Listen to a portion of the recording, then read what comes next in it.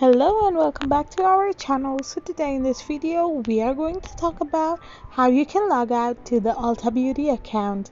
So without wasting much of our time, let's get straight into the video. So first of all you need to do is select a web browser of your preference and type in the URL www.ulta.com. So once you type in this URL, you will end up in its official website where you need to get logged in.